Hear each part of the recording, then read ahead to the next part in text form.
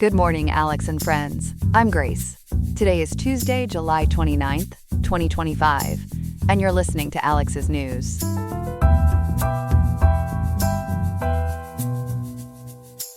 The weather in Riverside today will see a high of 91.6 degrees Fahrenheit, with the low dropping to 64.8 degrees. It's a perfect day to find some shade or enjoy air conditioning as we head into our stories. First up, we'll delve into the potential global economic repercussions if the Trump administration moves forward with its proposed 500% tariffs, examining how such a massive change could shake markets worldwide. Then, we'll unpack the complex reasons why California's notoriously difficult housing market just can't seem to unfreeze, despite various efforts to ease the crunch. All this and more coming up on Alex's News. Stay tuned.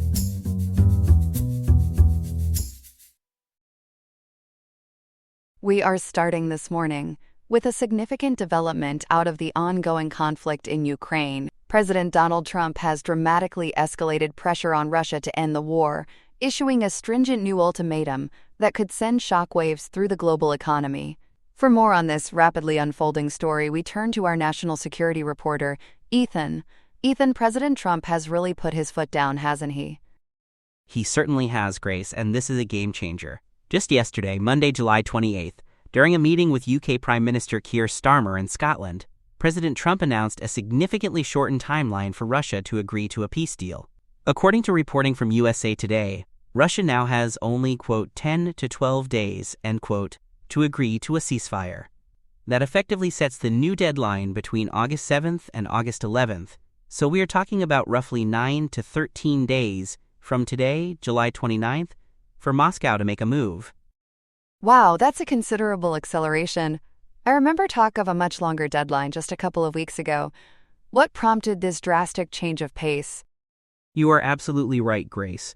This new ultimatum replaces a 50-day deadline that President Trump had issued on July 14th, which was set to expire on September 2nd. His rationale, according to USA Today, stems from profound frustration with Russian President Vladimir Putin. Trump stated he saw, quote, no progress being made, end quote, despite previous diplomatic efforts, and that, quote, too many people are dying, end quote, in what he described as a, quote, really bloody war, end quote. While he initially blamed both Putin and Ukrainian President Volodymyr Zelensky, sources like livemint.com confirm he has recently, quote, zeroed in on Putin, end quote, accusing the Russian leader of rebuffing peace attempts and continuing drone and missile attacks on Ukrainian cities, despite private discussions. This isn't just diplomatic pressure either.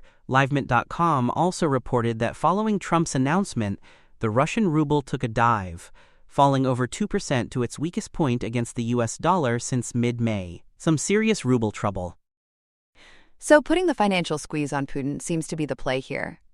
What exactly are these new economic penalties if Russia fails to meet this incredibly tight deadline? That's where things get really interesting, Grace. Failure to comply will trigger, quote, sanctions, end quote, secondary tariffs, end quote, from the United States, as confirmed by USA Today. The core of these new economic penalties is a legislative measure making its way through the U.S. Congress, officially known as the Sanctioning Russia Act of 2025, or S.1241. An opinion piece in the New York Post by former senior U.S. diplomat Gregory W. Slayton suggests that President Trump believes these sanctions can be as effective as missiles in pressuring Russia. Secondary tariffs. Can you explain what those are for our viewers, Ethan? It sounds like it goes beyond just Russia. Absolutely, Grace. Secondary tariffs are designed to penalize countries that continue to do business with Russia, specifically those purchasing its oil, natural gas, uranium, and other petroleum products, thereby funding Moscow's war efforts. This bill proposes imposing a whopping 500% U.S. tariffs on goods and services exported from those countries. Newsweek and Hindustan Times have highlighted that China and India, which collectively buy over 80% of Russian crude oil exports, are the primary targets for these, quote, secondary tariffs, end quote. The idea is to make it financially unbearable for Russia's major trading partners to continue their support. 500% tariffs sounds like an incredibly steep price. How much support does this bill have in Congress, and is it likely to pass? It has garnered significant bipartisan support, Grace. The New York Post cites 85 co-sponsors, while Hindustan Times reports 84, since its introduction in the Senate on April 1, 2025. Key sponsors include Senator Lindsey Graham and Senator Richard Blumenthal. However, its advancement has been deliberately stalled by Republican leadership, including Senate Majority Leader John Thune and House Speaker Mike Johnson, who, according to Newsweek, wouldn't bring it to a vote without President Trump's approval. But Hindustan Times reports a crucial shift. President Trump now appears to be, quote, on board, end quote, with the plan, which is expected to expedite the bill's progress. Not everyone is on board, though. Senator Rand Paul has criticized it as, quote, the worst, most economically illiterate bill ever to be presented in modern history, end quote, due to its potential for a, quote, worldwide embargo tariff, end quote. So it's a high-stakes game of economic chicken. What makes President Trump and his advisors believe Russia's economy can even withstand such pressure? Or, rather, why do they think this will be the breaking point? That's a critical question, Grace. The rationale is that Russia's economy is already on shaky ground. Gregory W. Slayton's analysis in the New York Post lays out a grim picture. Official inflation is over 10% annually, with the real rate estimated to be double that. Government defense spending is unsustainably high, crowding out vital sectors. Russia's National Wealth Fund has plummeted from over $110 billion in early 2022 to just over $30 billion by this month, July 2025, with one Swedish economist predicting its depletion by the end of the year. Those are some serious numbers, Ethan. What else points to Russia's economic vulnerability? There's more, Grace. Tax revenues are declining due to lower oil and natural gas prices, and Ukrainian drone attacks on infrastructure are not helping. International sanctions have made critical parts scarce and costly, forcing reliance on China for, quote, dual-use technologies, end quote. Russia is also facing a severe demographic crisis, losing almost 600,000 people in 2024. Their banking sector is in trouble, with 3 major banks requesting bailouts and warnings that 20% of loans could be non-performing by year-end. Industries outside the military are facing widespread bankruptcies, and over 1 million young, well-educated professionals have emigrated since February 2022. Slayton contends that this bill would force Putin into a, quote, binary decision: make peace or face a national economic catastrophe, end quote. A binary decision indeed. But if we are imposing such drastic tariffs on major economies like China and India, what could be the fallout for the United States economy? Could these tariffs backfire? That's the billion-dollar question, Grace, and a significant concern for economists. While major financial institutions haven't published specific analyses for a 500% tariff, their general research paints a clear picture. The Indian Express and Newsweek, citing expert analysis, project immediate and substantial consequences for the U.S. economy. Such steep tariffs would lead to a significant and immediate rise in inflation and consumer goods prices. Tariffs are essentially a tax on imported goods, and a 500% tariff would dramatically increase the cost of everything from electronics to clothing and pharmaceuticals, many sourced from China and India. The FederalReserve.gov website, for example, has shown how even smaller tariff hikes contribute to inflationary pressures. So our wallets would feel the pinch. What about our supply chains, which have already been so fragile recently? They would face massive disruptions, Grace. The U.S. has deep and complex supply chain linkages with China and India. A sudden severe tariff would mean U.S. manufacturers relying on components from these countries would immediately struggle to find alternatives, leading to production delays and potential halts. Shifting entire supply chains is a costly and lengthy process that cannot happen overnight, causing significant uncertainty. Furthermore, economic models suggest such a drastic policy would likely lead to a contraction in U.S. GDP. It's highly probable that China and India would retaliate with their own tariffs on U.S. goods, further harming American exporters and potentially sparking a broader trade war, as discussed by the World Bank. The overall consensus among economists is that such a high tariff would be immensely damaging to the U.S. economy, potentially pushing it into recession due to soaring inflation and disrupted supply chains. It sounds like a real economic tightrope walk for Washington. How's the rest of the world reacting to President Trump's ultimatum? International reactions are varied, Grace. Ukraine's President Volodymyr Zelensky, according to livemint.com, has welcomed Trump's, quote, clear stance and expressed determination, end quote.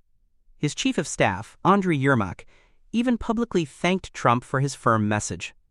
However, the New York Times reported that just hours after Trump's new deadline, a Russian strike on a prison reportedly killed 16 people, and Russia appears, quote, unrattled by Trump's ultimatum, end quote. And how about Russia and their key allies, China and India? Former Russian President Dmitry Medvedev criticized Trump's approach as an, quote, ultimatum game, end quote, that could escalate to a war involving the United States. As per livemint.com, China has vehemently opposed the proposed bill, labeling it, quote, illegal unilateral sanctions, end quote. Chinese Foreign Ministry spokesperson Lin Jian stated, quote, there are no winners in a tariff war, end quote. In a clear show of defiance, Newsweek and Alarabia.net reported that Chinese President Xi Jinping met with Russian Foreign Minister Sergei Lavrov on July 15th and pledged to deepen their alliance. India, too, has expressed concerns. External Affairs Minister S. Jaishankar conveyed India's, quote, concerns, end quote, and, quote, interests in energy security, end quote, to Senator Lindsey Graham, adopting a cautious tone, saying, quote, we will have to cross that bridge when we come to it, end quote, according to Newsweek and Indian Express. They continue to import significant Russian oil, citing economic benefits. A truly complex and evolving situation, Ethan. Thank you for breaking down all these intricate details for us this morning. My pleasure, Grace. And that's our first story this morning. We'll be right back with more news after the break. Welcome back. For our second story this morning, we are turning our attention to California's housing market, which is experiencing what many are calling an unprecedented freeze. To help us understand what's happening, we're joined by our real estate reporter, Chloe, who has been digging deep into the data. Chloe, this sounds like a pretty chilling situation. What exactly is going on? Grace, it certainly is a deep freeze. According to recent reporting, California's housing market is indeed characterized by extremely low inventory, persistently high prices, and a significant slowdown in sales. It's not just the elevated interest rates we're seeing nationally. It's profoundly exacerbated by a unique confluence of state-specific financial disincentives and external pressures. So what are these unique California-specific issues? I've heard the term double lock-in effect being thrown around. Can you explain that for our viewers? Absolutely, Grace. The double lock-in effect is a primary driver here, creating a strong financial disincentive for existing homeowners to sell. First, we have the mortgage lock-in. Many Californians secured fixed-rate mortgages below 4% during the low interest rate period post-COVID. Now, with new mortgage rates typically over 6.5%, as reported by Redwood City Pulse, originally from CalMatters, swapping that low-rate loan for a new one is financially punitive. How much are we talking in terms of a financial hit? Well, according to an analysis by the Federal Housing Finance Agency, a typical California borrower would pay an extra $675 per month if they took on the same mortgage at current rates.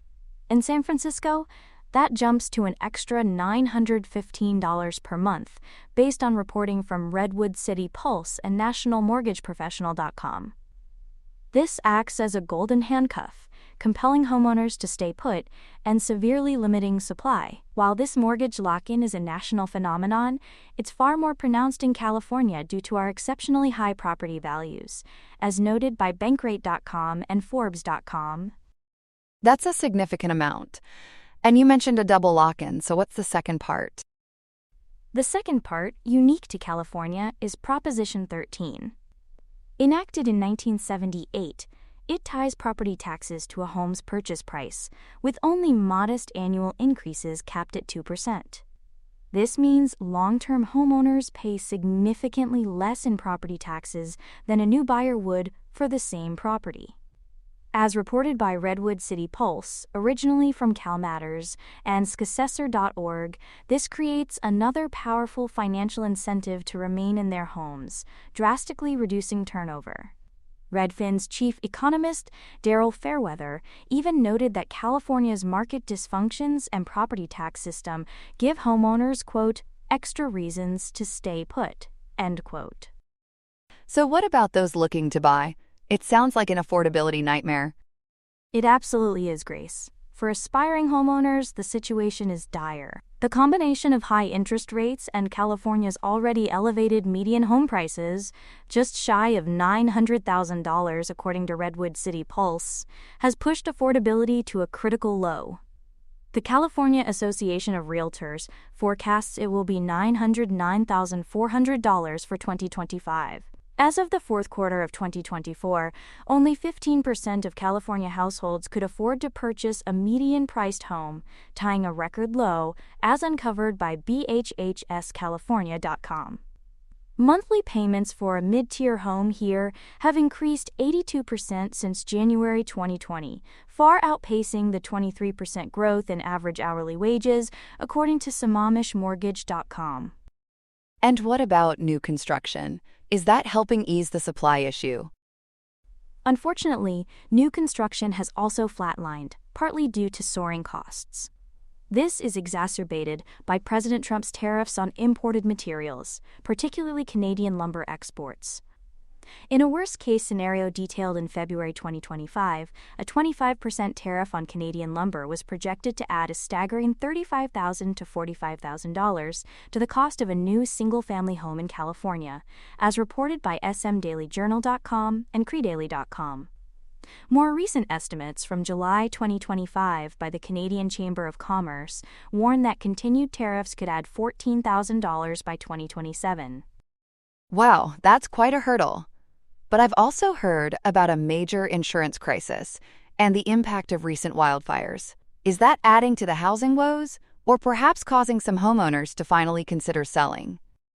That's a great question, Grace, and it's where we see some counterpressure. The devastating Los Angeles wildfires in January of this year, just 6 months ago, caused an estimated $53 billion in overall losses, with $40 billion insured, ranking among the costliest natural disasters since 1980, according to International Fire and Safety Journal.com and InsuranceInsiderist.com. These fires destroyed over 18,000 structures, directly reducing our already tight housing supply.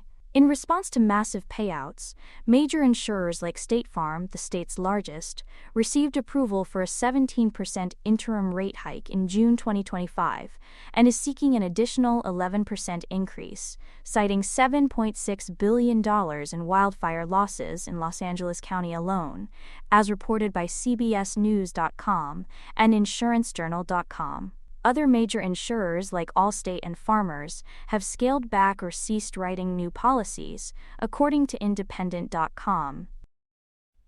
So homeowners are being forced into California's insurer of last resort? Exactly. This has pushed over 555,000 homeowners into the California Fair Plan, whose exposure has ballooned to $599 billion as of March 2025, according to Reason.com.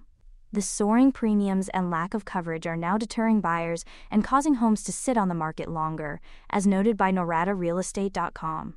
For many, the financial pain of skyrocketing insurance costs and the tangible threat of losing their homes is starting to outweigh the benefits of their low mortgage rates and property taxes, according to CBSNews.com.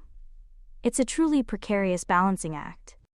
It sounds like the state is facing an uphill battle. What are policymakers doing to address this incredibly complex crisis? Policymakers are indeed attempting to address this, though directly dismantling the lock-in effects is very challenging.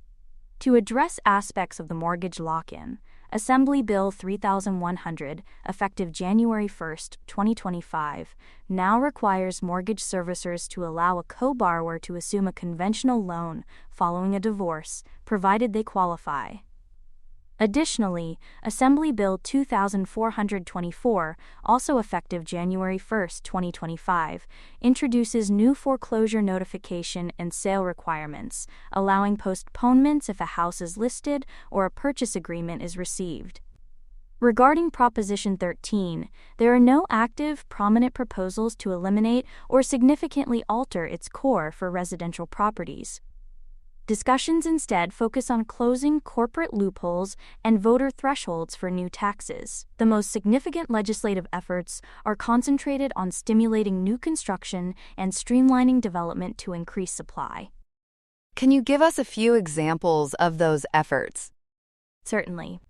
They include Senate Bill 750, aimed at establishing a state-run insurance program for multifamily housing construction loans, streamlining permitting with bills like Assembly Bill 1820, expanding accessory dwelling units with Assembly Bill 2533 and Senate Bill 1211, and allowing subdivision of vacant single-family lots with Senate Bill 1123, as reported by AO.AUSA.org and CAR.org.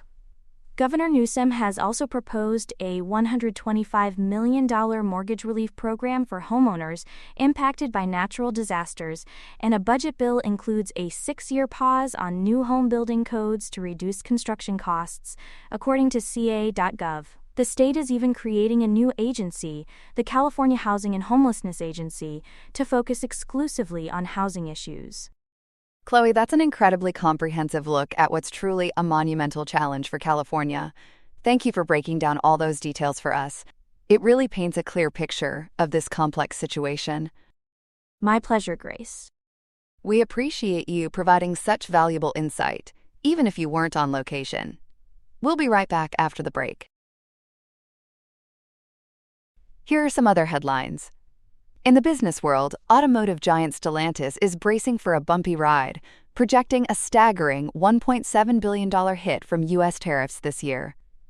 The parent company of brands like Jeep and Chrysler says the 25% tax on imported autos and parts is the primary reason for a 13% drop in its net revenues.